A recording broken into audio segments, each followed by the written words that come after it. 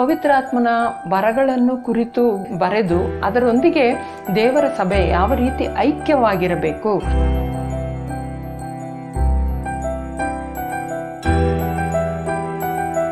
ಒಬ್ಬನಿಗೆ ತುಂಬ ಒಳ್ಳೆಯ ವರಗಳಿದೆ ಅಂತ ಹೇಳಿ ನಾನೇ ದೊಡ್ಡವನು ಅಂತ ಹೇಳ್ಕೊಳ್ಳೋದಲ್ಲ.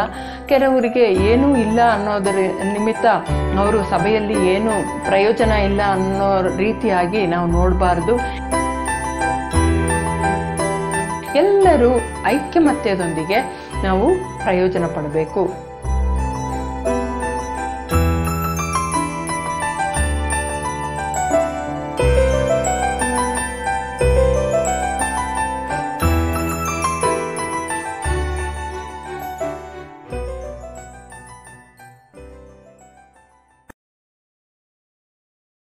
ಪ್ರಿಯ ಸಹೋದರರೇ, ಸಹೋದರಿಯರೇ, ನಿಮ್ಮೆಲ್ಲರಿಗೂ ಯೇಸುಕ್ರಿಸ್ತನ ನಾಮದಲ್ಲಿ ನನ್ನ ಸ್ನೇಹ ವಂದನೆಗಳು. ಮತ್ತೊಮ್ಮೆ ನಿಮ್ಮ ಮುಂದೆ ಈ ರೀತಿ ದೇವರ ವಾಕ್ಯವಾಗಿ, ದೇವರ ಆಲೋಚನೆಯಾಗಿ ನಿಮ್ಮ ಮುಂದೆ ಈ ರೀತಿ ಆಗಿರಲು ದೇವರು ತಂದಿರೋ ಒಳ್ಳೆಯ ಸಂದರ್ಭಕ್ಕಾಗಿ ನಾನು ದೇವರನ್ನು ಸ್ತೋತ್ರ ಮಾಡ್ತೇನೆ. ಆತನಿಗೆ ಘನತೆ, ಮಹಿಮೆ ಎಲ್ಲವನ್ನು ಆತನಿಗೆ ಒಪ್ಪಿಸಿಕೊಡುತ್ತೇನೆ. ಅದೇ ದೈವ ಮಕ್ಕಳೇ, ನನ್ನ ಹೃದಯದಲ್ಲಿ ಒಂದು ಇಷ್ಟ ಬಂದಿದ್ದು ಏನಂತ ಹೇಳಿದ್ರೆ, ದೈವ ಮಕ್ಕಳೊಂದಿಗೆ ಅಥವಾ ನನ್ನ ಜೀವನದಲ್ಲೇ ಆಗಲಿ ದೇವರ ಪವಿತ್ರಾತ್ಮನು ನಮಗೆ ಕೊಡೋ ವರಗಳನ್ನು ಕುರಿತು ನಾವು ಕಲಿಯೋಣ ಅನ್ನೋ ವಿಚಾರ ನನ್ನ ಹೃದಯದಲ್ಲಿ ಬಂತು. ಆ ವಿಷಯ ನಾವು ಆಲೋಚಿಸುವಾಗ ಆ ವಿಷಯವನ್ನು ಕಲಿಯೋದು ದೇವರ ವಾಕ್ಯದ ಪ್ರಕಾರ ಅದು ಉತ್ತಮವೇ ಆಗಿದೆ. ಏಕೆಂದರೆ ಒಂದು ಸಂಗತಿಯನ್ನು ನಾವು ಹೊಂದೋದಕ್ಕಿಂತ ಮುಂಚೆ ಅದನ್ನು ಏನು ಅಂತ ತಿಳ್ಕೊಂಡ್ರೇ ಅದನ್ನು ನಾವು ಯೋಗ್ಯವಾಗಿ ಉಪಯೋಗ ಮಾಡೋದಕ್ಕೆ ಸಾಧ್ಯ ಆಗುತ್ತೆ. ಯಾವ ಸಂಗತಿನೇ ಆಗಲಿ ನಾವು ಅದರ ಬಗ್ಗೆ ನಾವು ತಿಳ್ಕೊಳ್ಳೋದು ತುಂಬ ಪ್ರಾಮುಖ್ಯವಾದದ್ದೇ ದೈವ ಮಕ್ಕಳೇ. ಆದ್ದರಿಂದ ನಾನು ಆ ವಿಷಯವಾಗಿ ನಾನು ಒಂದು ಮುನ್ನಡಿಯಾಗಿ ಈ ವಿಡಿಯೋನಲ್ಲಿ ನಿಮ್ಮೊಂದಿಗೆ ಹಂಚಬೇಕು ಅಂತ ಇದ್ದೀನಿ. ಮುನ್ನಡಿಯಾಗಿ ನಾವು ದೇವರ ವಾಕ್ಯವನ್ನು ತೆಗೆದುಕೊಳ್ಳುವಾಗ ಕೊರಿಂಥದವರಿಗೆ ಬರೆದಿರುವ ಮೊದಲನೇ ಪತ್ರಿಕೆ 12ನೇ ಅಧ್ಯಾಯ 1ನೇ ವಾಕ್ಯ ನಾವು ಓದುವರಾದಲ್ಲಿ, ಈಗ ಸಹೋದರರೇ, ಆತ್ಮೀಕ ವರಗಳನ್ನು ಕುರಿತು ನಿಮಗೆ ತಿಳಿದಿರಬಾರದೆಂದು ನಾನು ಅಪೇಕ್ಷಿಸುತ್ತೇನೆ. ನೋಡಿ, ಅಪೊಸ್ತಲನಾಗಿರುವ ಪೌಲನು ಯಾವ ರೀತಿ ಹೇಳ್ತಾನೆ, ಕೊರಿಂಥ ಸಭೆಯಲ್ಲಿರುವ ದೈವ ವಿಶ್ವಾಸಿಗಳಿಗೆ ಈ ರೀತಿ ಹೇಳ್ತಾನೆ, ನೋಡಿ, ನೀವು ಆತ್ಮಿಕ ವರಗಳನ್ನು ಕುರಿತು ನೀವು ತಿಳಿಯದೇ ಇರಬಾರದು. ಆ ಆತ್ಮಿಕ ವರಗಳನ್ನು ಯಾವ ರೀತಿ ದೇವರು ನಮಗೆ ಹಂಚಿಕೊಟ್ಟಿದ್ದಾನೆ, ಯಾವ ರೀತಿ ನಾವು ಪ್ರಯೋಜನ ಪಡಿಸಬೇಕು, ದೇವರ ಸಭೆಗಾಗಿ ಯಾವ ರೀತಿ ನಾವು ಉಪಯೋಗ ಪಡಬೇಕು ಅನ್ನೋ ವಿಚಾರವನ್ನು ದೇವರ ದಾಸನು ಈ ರೀತಿ ದೇವರ ಮಕ್ಕಳಿಗೆ ನೀವು ತಿಳ್ಕೋಬೇಕು ಅನ್ನೋದಾಗಿ ಹೇಳುವವನಂತಾಗಿದ್ದಾನೆ. ಅದೇ ದೈವ ಮಕ್ಕಳೇ, ಅದರಿಂದನೇ ನಾನು ಪವಿತ್ರಾತ್ಮನ ವರಗಳನ್ನು ಕುರಿತು ನಾವು ತಿಳಿದುಕೊಳ್ಳೋಣ ಅನ್ನೋ ಆಸಕ್ತಿಯೊಂದಿಗೆ ನಾನು ಈ ರೀತಿ ಒಂದು ಮುನ್ನುಡಿಯನ್ನು ನಿಮ್ಮ ಮುಂದೆ ಹಂಚಿಕೊಳ್ಳೋದಕ್ಕೆ ಇಷ್ಟಪಡ್ತೇನೆ. ನೋಡಿ, ಕೊರಿಂಥದಲ್ಲಿ ಸ್ಥಾಪಿತವಾದ ಆ ಸಭೆಯಲ್ಲಿ ದೈವ ಮಕ್ಕಳು ಎಲ್ಲ ವರಗಳನ್ನು ಅವರು ಕಾರ್ಯ ಮಾಡುವವರಾಗಿದ್ದರು. ಆ ವಾಕ್ಯವನ್ನು ನಾವು ಓದಿಕೊಳ್ಳಬಹುದು. ಅದೇ ಪುಸ್ತಕ, ಮೊದಲನೇ ಕೊರಿಂಥದವರಿಗೆ ಬರೆದಿರೋ ಪುಸ್ತಕ 1ನೇ ಅಧ್ಯಾಯ 7ನೇ ವಾಕ್ಯವನ್ನು ನಾವು ಓದಿದರೆ ಅದು ನಮಗೆ ವ್ಯಕ್ತವಾಗಿ ನಮಗೆ ಗೊತ್ತಾಗುತ್ತೆ. ಹೀಗಿರಲಾಗಿ ನೀವು ಯಾವ ಪವಿತ್ರಾತ್ಮನ ವರಗಳಲ್ಲಿಯೂ ಕೊರತೆ ಇಲ್ಲದವರಾಗಿದ್ದು ನಮ್ಮ ಕರ್ತನಾದ ಯೇಸುಕ್ರಿಸ್ತನ ಬರೋಣಕ್ಕಾಗಿ ಎದುರು ನೋಡುವವರಾಗಿದ್ದೀರಿ. ಈ ವಾಕ್ಯದಲ್ಲಿ ನೋಡಿ, 7ನೇ ವಾಕ್ಯದಲ್ಲಿ ನಿಮಗೆ ಚೆನ್ನಾಗಿ ವ್ಯಕ್ತವಾಗಿ ಅರ್ಥ ಆಗುತ್ತೆ. ಈ ಸಭೆಯಲ್ಲಿರುವ ವಿಶ್ವಾಸಿಗಳು ಪವಿತ್ರಾತ್ಮ ಪೂರ್ಣರಾಗಿ ಪವಿತ್ರಾತ್ಮನ ಕೊಡುವ ಎಲ್ಲ ವರಗಳನ್ನು ಅವರು ದೇವರ ಸಭೆಯಲ್ಲಿ ಉಪಯೋಗ ಮಾಡುವವರಾಗಿದ್ದರು ಅನ್ನೋದು ನಮಗೆ ಚೆನ್ನಾಗಿ ಗೊತ್ತಾಗುತ್ತೆ. ಆದರೂ ಕೂಡ ದೇವರ ದಾಸನು ಈ ತಿಳುವಳಿಕೆ ನಿಮಗೆ ಇರಬೇಕು ಅನ್ನೋ ಅಪೇಕ್ಷೆ ಅವನಿಗುಂಟಾಯಿತು. ಏಕೆಂದರೆ ಇವರಲ್ಲಿ ಭಿನ್ನಮತಗಳು, ಜಗಳಗಳು ಯಾವಾಗಲೂ ಪದೇ ಪದೇ ಉಂಟಾಗ್ತಾ ಇತ್ತು. ಯಾಕೆಂದರೆ ಬೇರೆ ಅಧ್ಯಾಯಗಳಲ್ಲಿ ನಾವು ನೋಡುವಾಗ ಪೌಲನ ಕಡೆಯವರು ನಾವು, ಇಲ್ಲ ಅಪೋಲೋಸನ ಕಡೆಯವರು ನಾವು ಅನ್ನೋ ರೀತಿಯಾಗಿ ದೈವ ಮಕ್ಕಳು ಆ ರೀತಿಯಾಗಿ ಜಗಳಗಳು ಆ ರೀತಿಯಾದ ಒಂದು ರೀತಿಯಾದ ಐಕ್ಯತೆ ಇಲ್ಲದೆ ಇರುವ ಆ ಸಭೆಯಲ್ಲಿ ಪವಿತ್ರಾತ್ಮನು ಪ್ರೇರೇಪಿತನಾದ ಪೌಲನು ಈ ರೀತಿಯಾಗಿ ತನ್ನ 12ನೇ ಅಧ್ಯಾಯದಲ್ಲಿ ಪವಿತ್ರಾತ್ಮನ ವರಗಳನ್ನು ಕುರಿತು ಬರೆದು ಅದರೊಂದಿಗೆ ದೇವರ ಸಭೆ ಯಾವ ರೀತಿ ಐಕ್ಯವಾಗಿರಬೇಕು, ಒಬ್ಬನಿಗೆ ತುಂಬ ಒಳ್ಳೆಯ ವರಗಳಿದೆ ಅಂತ ಹೇಳಿ ನಾನೇ ದೊಡ್ಡವನು ಅಂತ ಹೇಳ್ಕೊಳ್ಳೋದಲ್ಲ, ಕೆಲವರಿಗೆ ಏನೂ ಇಲ್ಲ ಅನ್ನೋದರ ನಿಮಿತ್ತ ಅವರು ಸಭೆಯಲ್ಲಿ ಏನು ಪ್ರಯೋಜನ ಇಲ್ಲ ಅನ್ನೋ ರೀತಿಯಾಗಿ ನಾವು ನೋಡಬಾರ್ದು. ಎಲ್ಲರೂ ಐಕ್ಯಮತ್ಯದೊಂದಿಗೆ ನಾವು ಪ್ರಯೋಜನ ಪಡಬೇಕು ಅನ್ನೋ ರೀತಿಯಾಗಿ ಆತನು ಈ ಅಧ್ಯಾಯದಲ್ಲಿ ನಾವು ಓದುವಾಗ ನಮಗೆ ತಿಳಿದು ಬರುತ್ತೆ. ಅದೇ ನೋಡಿ ದೈವ ಮಕ್ಕಳೇ, ನಾವು ಕೊರಿಂಥದವರಿಗೆ ಬರೆದಿರುವ ಮೊದಲನೇ ಪತ್ರಿಕೆ 12ನೇ ಅಧ್ಯಾಯದಲ್ಲಿ 4, 5, 6 ವಾಕ್ಯಗಳನ್ನು ನಾವು ಓದೋಣ. ವರಗಳಲ್ಲಿ ಬೇರೆ ಬೇರೆ ವಿಧಗಳುಂಟು, ಆದರೆ ಆತ್ಮನು ಒಬ್ಬನೇ. ಸೇವೆಗಳಲ್ಲಿ ಬೇರೆ ಬೇರೆ ವಿಧಗಳುಂಟು, ಆದರೆ ಕರ್ತನು ಒಬ್ಬನೇ. ಕಾರ್ಯಗಳಲ್ಲಿ ಬೇರೆ ಬೇರೆ ವಿಧಗಳುಂಟು, ಆದರೆ ಸರ್ವರಲ್ಲಿಯೂ ಸರ್ವ ಕಾರ್ಯವನ್ನು ಸಾಧಿಸುವ ದೇವರು ಒಬ್ಬನೇ. ಈ 3 ವಾಕ್ಯಗಳಲ್ಲೂ ನಮಗೆ ತ್ರಿಯೇಕ ದೇವರ ವಿಷಯ ಈ ಪವಿತ್ರಾತ್ಮನ ವರಗಳ ಕಾರ್ಯವಾಗಿ ನಮಗೆ ತೋರಿ ಬರುತ್ತೆ. ಈಗ ನೋಡಿ, ಆತ್ಮನು ಒಬ್ಬನೇ ಆಗಿದ್ದರೂ ಬೇರೆ ಬೇರೆ ವಿಧವಾದ ವರಗಳನ್ನು ಕೊಡುವವನಾಗಿದ್ದಾನೆ ಅನ್ನೋದನ್ನು 4ನೇ ವಾಕ್ಯದಲ್ಲಿ ನಾವು ನೋಡ್ತೀವಿ.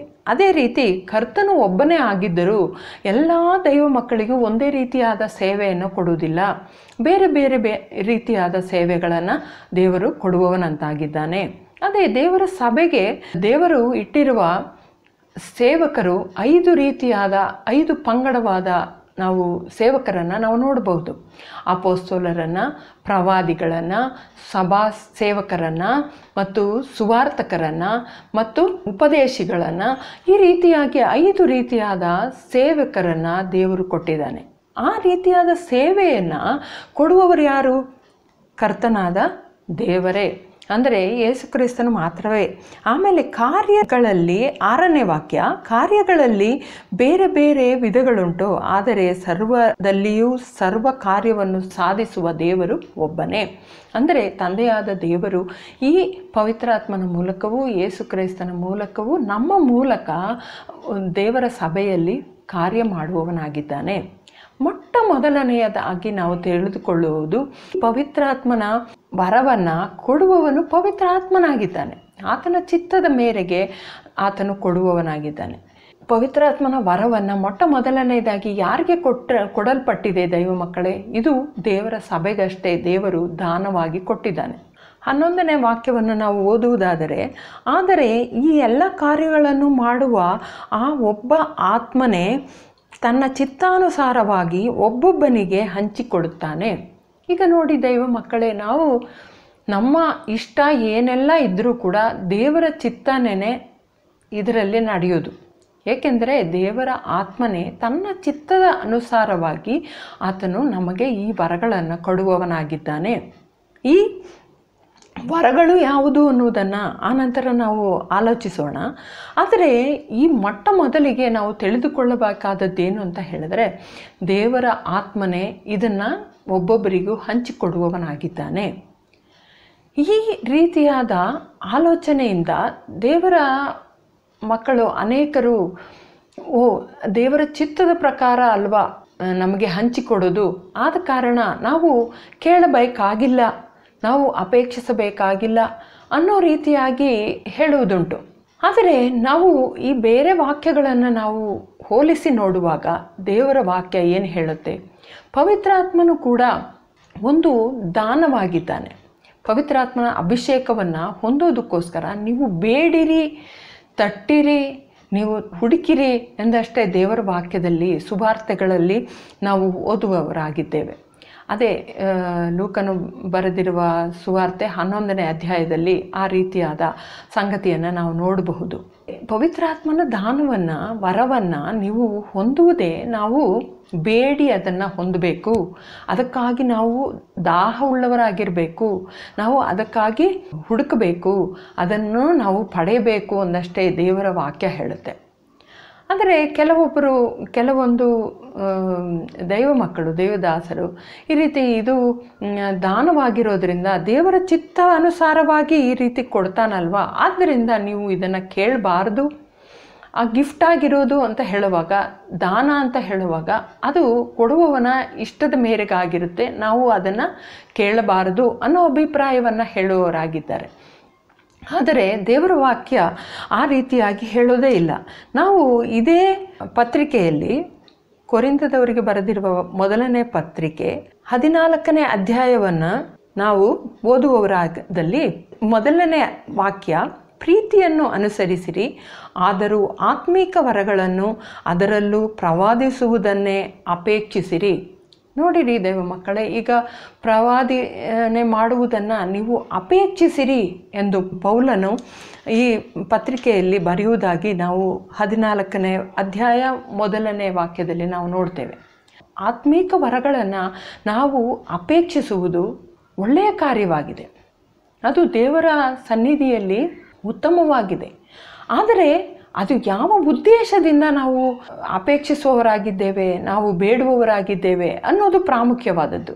ಏಕೆಂದರೆ ಈ ದಿವಸಗಳಲ್ಲಿ ಅನೇಕರು ಬೇರೆಯವರ ಸೇವೆಯನ್ನು ನೋಡಿ ಅವರು ಅದ್ಭುತಗಳನ್ನು ಮಾಡುವವರಾಗಿದ್ದಾರೆ, ಅನೇಕ ಜನರು ಅವರ ಹಿಂದೆ ಹೋಗ್ತಾರೆ ಅಂತ ಹೇಳಿ ಅವರ ರೀತಿಯಾಗಿ ನಾವು ಅನುಗಮಿಸೋಣ, ಅದೇ ಆ ಸೇವಕನನ್ನು ನಾವು ಹಿಮ್ಮೆಟ್ಟೋಣ ಅಂತ ಹೇಳಿ ಅವರ ಆ ಕೃಪಾವರವನ್ನು, ಅಂದರೆ ಒಂದು ಉದಾಹರಣೆಗೆ ರೋಗವನ್ನು ಸೌಖ್ಯಪಡಿಸುವ ಒಂದು ವರವನ್ನು ಹೊಂದಬೇಕು ಅನ್ನೋ ರೀತಿಯಲ್ಲಿ ಅವರು ಅದಕ್ಕಾಗಿ ಪ್ರಾರ್ಥಿಸುವವರಾಗಿ ತೀರ್ತಾರೆ.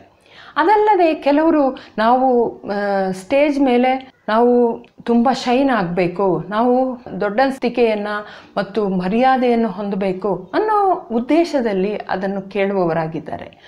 ಅದು ದೇವರ ಸನ್ನಿಧಿಯಲ್ಲಿ ಉತ್ತಮವಾದದ್ದು ಅಲ್ಲವೇ ಅಲ್ಲ. ಏಕೆಂದರೆ ದೇವರ ವಾಕ್ಯ ಹೇಳುತ್ತೆ, ನಮ್ಮನ್ನು ನಾವು ನಿರಾಕರಿಸಿಕೊಂಡು ಶಿಲುಬೆಯನ್ನು ಹೊತ್ತು ಯೇಸುವನ್ನು ಹಿಂಬಾಲಿಸಬೇಕು ಎಂದು. ಆಗ ಯೇಸುವನ್ನಷ್ಟೇ ಹಿಂಬಾಲಿಸುವವರಾದ ನಾವು ಆ ರೀತಿಯಾದ ಒಂದು ಅಭಿಲಾಷೆ ನಮ್ಮ ಹೃದಯದಲ್ಲಿ ಹುಟ್ಟಲೇಬಾರದು. ಏಕೆಂದರೆ ನಾವು ಈ ಸೇವೆಯನ್ನು ಮುಂದೆ ಹೋಗಲು, ಆ ಸೇವೆಯಲ್ಲಿ ನಾವು ಪ್ರಯೋಜನ ಪಡಲು ಅಷ್ಟೇ ಈ ಆತ್ಮನು ಕೊಟ್ಟಿರುವ ವರಗಳು ಇರುವುದು. ಆಗ ಪವಿತ್ರಾತ್ಮನು ಕೊಡುವ ವರಗಳೆಲ್ಲನೂ ಬೇರೆಯವರ ಉಪಯೋಗಕ್ಕಾಗಿ, ಅದು ನಮ್ಮ ಉಪಯೋಗಕ್ಕಾಗಿ ಮೊದಲು ಅದು ಉಂಟು, ಆದರೂ ಕೂಡ ದೇವರ ಸಭೆಯಲ್ಲಿ ಅದು ಪ್ರಯೋಜನ ಪಡಿಸಲು ಮತ್ತು ಪಾಪಿಗಳನ್ನು ರಕ್ಷಣೆಗೆ ಕೊಂಡು ಬರಲು ಈ ವರಗಳು ನಮಗೆ ಪರ್ಯಾಪ್ತವಾಗಿದೆ ದೈವ ಮಕ್ಕಳೇ. ಅದೇ ನೋಡಿ, ನಾವು ಇನ್ನೊಂದು ವಾಕ್ಯವನ್ನು ಓದೋಣ.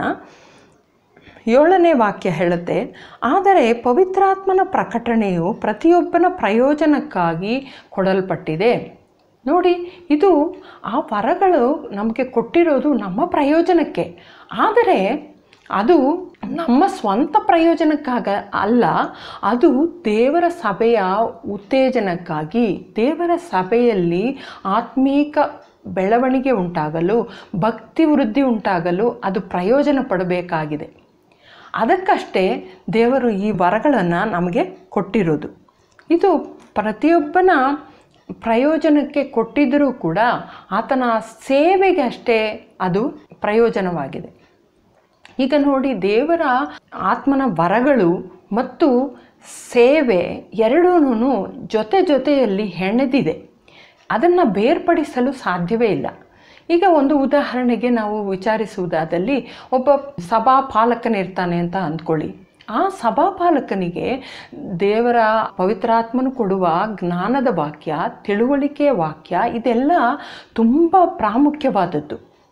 ಅದು ಇದ್ದರೇ ಆ ವಿಶ್ವಾಸಿಗಳಿಗೆ ದೇವರ ವಾಕ್ಯವನ್ನು ಕುರಿತು ಚೆನ್ನಾಗಿ ಉಪದೇಶಿಸಿ ಅವರನ್ನು ಯೇಸುಕ್ರಿಸ್ತನ ತಲೆಯವರೆಗೂ ಬೆಳೆಸಲು, ಆತನ ನೀಳದವರೆಗೂ ಬೆಳೆಸಲು ಆತನು ಶಕ್ತನಾಗುತ್ತಿರ್ತಾನೆ.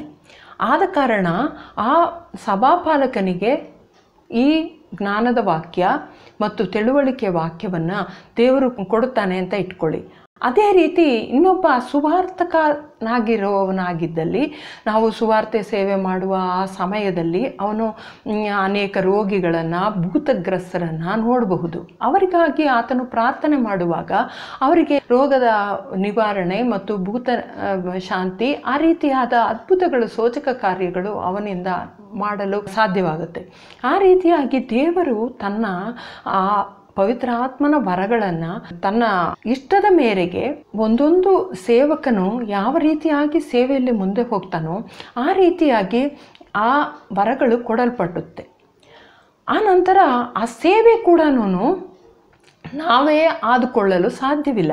ಕೆಲವರು ವಿಚಾರಿಸಬಹುದು, ನಾವು ಪ್ರವಾದಿಗಳಾಗ್ತೇವೆ, ಇಲ್ಲ ನಾವು ಭೂತ ಶಾಂತಿ ಮಾಡುವ ಸೇವಕರಾಗ್ತೇವೆ, ಇಲ್ಲ ರೋಗಗಳನ್ನು ಸೌಖ್ಯ ಮಾಡುವವರಾಗ್ತೇವೆ ಅಂತ ನಾವು ವಿಚಾರಿಸಬಹುದು. ಅದೂ ನಮ್ಮ ಕೈಯಲ್ಲಿಲ್ಲ. ಏಕೆಂದರೆ ಎಲ್ಲವೂ ದೇವರ ಚಿತ್ತದ ಮೇರೆಗಷ್ಟೇ. ಈ ವರಗಳು ಮತ್ತು ಸೇವೆ ಕೂಡ ಕರ್ತನಿಂದ ಕೊಡಲ್ಪಡುತ್ತೆ ಅನ್ನೋದಾಗಿ ನಾವು 6ನೇ ವಾಕ್ಯವನ್ನು ಓದಬಹುದು. ನಾವು 8, 9, 10ನೇ ವಾಕ್ಯಗಳಲ್ಲಿ ಓದುವಾಗ ನಮಗೆ ಯಾವ ಯಾವ ರೀತಿಯಾದ ವರಗಳು ನಮಗೆ ಪವಿತ್ರಾತ್ಮನಿಂದ ದೊರೆಯುತ್ತೆ ಅನ್ನೋದನ್ನು ನಾವು ಓದ್ಕೋತೀವಿ. ಅದನ್ನು ಓದೋಣ. 8ನೇ ವಾಕ್ಯದಿಂದ, ಅದೇ ಕೊರಿಂಥದವರಿಗೆ ಬರೆದಿರುವ 1ನೇ ಪತ್ರಿಕೆ 12ನೇ ಅಧ್ಯಾಯ 8ನೇ ವಾಕ್ಯದಿಂದ ನಾನು ಓದ್ತೇನೆ. ಹೇಗೆಂದರೆ, ಒಬ್ಬನಿಗೆ ಆತ್ಮನ ಮೂಲಕ ಜ್ಞಾನದ ವಾಕ್ಯವು, ಒಬ್ಬನಿಗೆ ಅದೇ ಆತ್ಮನಿಗೆ ಅನುಗುಣವಾಗಿ ತಿಳುವಳಿಕೆಯ ವಾಕ್ಯವು, ಬೇರೊಬ್ಬನಿಗೆ ಆ ಆತ್ಮನಿಂದಲೇ ನಂಬಿಕೆಯು, ಮತ್ತೊಬ್ಬನಿಗೆ ಆ ಆತ್ಮನಿಂದಲೇ ರೋಗಗಳನ್ನು ವಾಸಿ ಮಾಡುವ ವರಗಳು, ಒಬ್ಬನಿಗೆ ಮಹತ್ತುಗಳನ್ನು ಮಾಡುವ ವರವು, ಇನ್ನೊಬ್ಬನಿಗೆ ಪ್ರವಾದನೆಯ ವರವು, ಮತ್ತೊಬ್ಬನಿಗೆ ಆತ್ಮಗಳನ್ನು ವಿವೇಚಿಸುವ ವರವು, ಇನ್ನೊಬ್ಬನಿಗೆ ವಿವಿಧ ಭಾಷೆಗಳನ್ನಾಡುವ ವರವು, ಮತ್ತೊಬ್ಬನಿಗೆ ಭಾಷೆಗಳ ಅರ್ಥವನ್ನು ಹೇಳುವ ವರವು ಕೊಡಲ್ಪಡುತ್ತದೆ. ನೋಡಿ, ಈ 8ನೇ ವಾಕ್ಯದಿಂದ 10ನೇ ವಾಕ್ಯದವರೆಗೂ ನಾವು ಓದುವಾಗ ದೇವರ ಸಭೆಗೆ ದೇವರು ದಾನವಾಗಿ ಕೊಟ್ಟಿರುವ ಈ ಪವಿತ್ರಾತ್ಮನ ವರಗಳು 9 ಆಗಿದೆ. 9 ವರಗಳು ಇದ್ದರೂ ಕೂಡ ಇದೆಲ್ಲ ದೇವರ ಮಕ್ಕಳ ಮೂಲಕ ದೇವರ ಸಭೆಯ ಅಭಿವೃದ್ಧಿಗಾಗಿ, ಆ ದೇವರ ಸಭೆಯಲ್ಲಿರುವ ದೈವ ಮಕ್ಕಳ ಭಕ್ತಿ ವೃದ್ಧಿಗಾಗಿ ಇದು ಕೊಡಲ್ಪಟ್ಟಿದೆ. ಆನಂತರ ಈ 13ನೇ ವಾಕ್ಯ, ಈ ಅಧ್ಯಾಯದ ಪೂರ್ಣವಾಗಿ ನೀವು ಓದಿ ನೋಡುವುದಾದಲ್ಲಿ ಇದೆಲ್ಲನೂ ಒಬ್ಬೊಬ್ಬರಿಗೆ ಒಂದೊಂದು ರೀತಿಯಾಗಿ ಕೊಟ್ಟಿದ್ದರೂ ಕೂಡ ನೀವೆಲ್ಲರೂ ಐಕ್ಯದೊಂದಿಗೆ ಸೇವೆ ಮಾಡಬೇಕು ಅನ್ನೋದಾಗಿ ಪೌಲನು ಹೇಳುವವನಾಗಿದ್ದಾನೆ. ಈಗ ನಾವು ಐಕ್ಯತೆಯ ವಿಷಯವಲ್ಲವಲ್ಲ ನಾವು ಮಾತಾಡ್ತಾ ಇರೋದು, ಪವಿತ್ರಾತ್ಮನ ವರಗಳ ವಿಷಯವಾಗಿ. ಆಗ ಈ ಪವಿತ್ರಾತ್ಮನಿಂದ ಉಂಟಾಗುವ ಈ 9 ವರಗಳು ಕೂಡ ದೇವರ ಚಿತ್ತಾನುಸಾರವಾಗಿ ಅಷ್ಟೇ ನಮಗೆ ಕೊಡ್ತಾರೆ.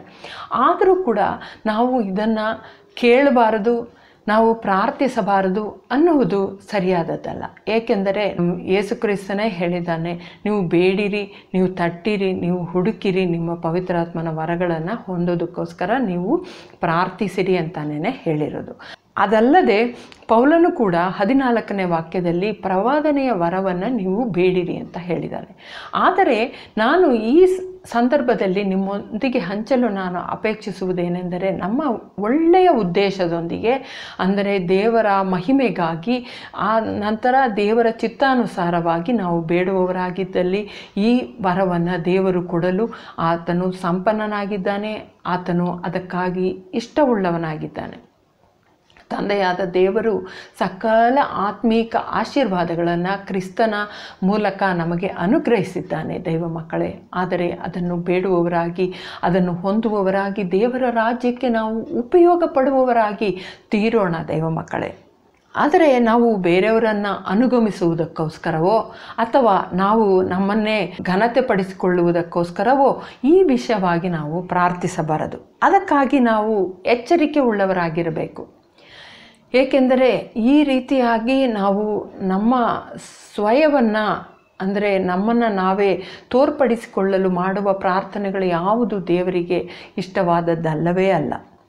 ಆಗ ಈ ವಾಕ್ಯಗಳನ್ನೆಲ್ಲ ನಾವು ಓದಿ ನಾವು ಗ್ರಹಿಸಿದ್ದು ಏನು?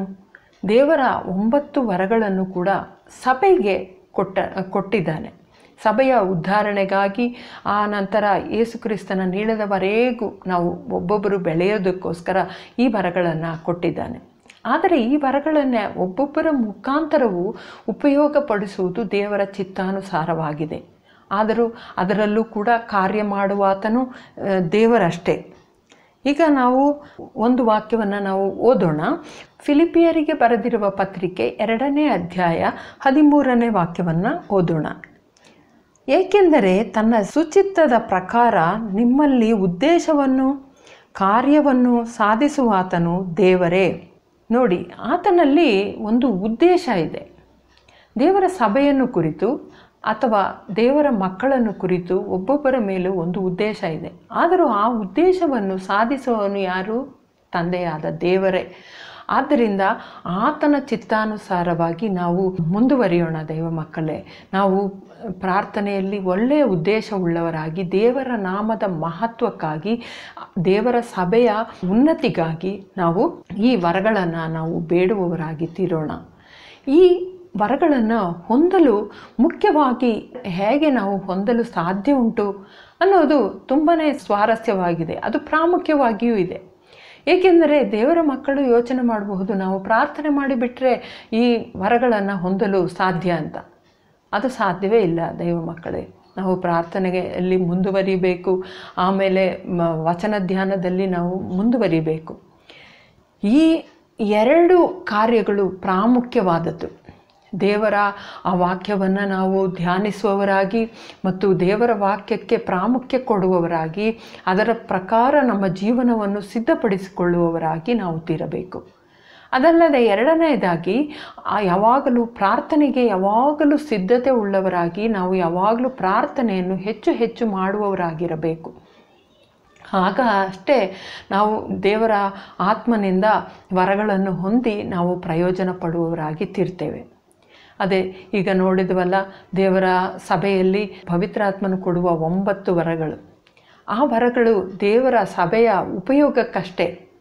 ಅದು ನಮ್ಮ ಒಬ್ಬೊಬ್ಬರ ಉಪಯೋಗಕ್ಕಾಗಿದ್ದರೂ ಕೂಡ ದೇವರ ಸಭೆಯಲ್ಲಿ ಅದು ಉಪಯೋಗ ಪಡಲಷ್ಟೇ ದೇವರ ಚಿತ್ತಾನುಸಾರವಾಗಿ ದೇವರು ಆತ್ಮನು ಕೊಡುವವನಾಗಿದ್ದಾನೆ. ಮತ್ತು ಒಬ್ಬೊಬ್ಬರ ಸೇವೆಗೆ ಅನುಸಾರವಾಗಿ ಈ ವರಗಳು ಕೊಡಲ್ಪಟ್ಟಿದೆ. ಇದೆರಡೂ ನಾವು ಬೇರ್ಪಡಿಸಲ್ಪಡಲು ಸಾಧ್ಯವೇ ಇಲ್ಲ. ಅದು ಒಟ್ಟೊಟ್ಟಾಗಿ ಕೆಲಸ ಮಾಡುವಂಥದ್ದಾಗಿದೆ. ಆದರೂ ಕಾರ್ಯ ಮಾಡುವಾತನು ತಂದೆಯಾದ ದೇವರೇ. ಈ ಪವಿತ್ರಾತ್ಮನ ವರಗಳನ್ನು ಹೊಂದಲು ನಮಗೆ ಪ್ರಾಮುಖ್ಯವಾದ ಕಾರ್ಯಗಳು ಏನೆಂದರೆ ಪ್ರಾರ್ಥನೆ ಮತ್ತು ವಚನ ಧ್ಯಾನ.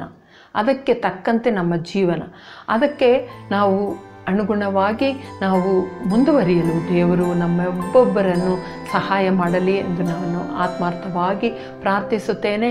ನನಗೂ ಆ ರೀತಿಯ ಮುಂದುವರಿಯಬೇಕು ಅಂತ ನನಗೂ ಆಸೆ ಇದೆ. ನಿಮಗೂ ಆ ರೀತಿಯಾಗಿ ದೇವರು ದಾರಿಗಳನ್ನು ತೆರೆಯಲಿ, ಸಂದರ್ಭಗಳನ್ನು ತೆರೆಯಲಿ ಎಂದು ನಾನು ಆತ್ಮಾರ್ಥವಾಗಿ ಪ್ರಾರ್ಥಿಸುತ್ತೇನೆ. ದೇವರು ನಿಮ್ಮೆಲ್ಲರನ್ನು ಆಶೀರ್ವದಿಸಲಿ.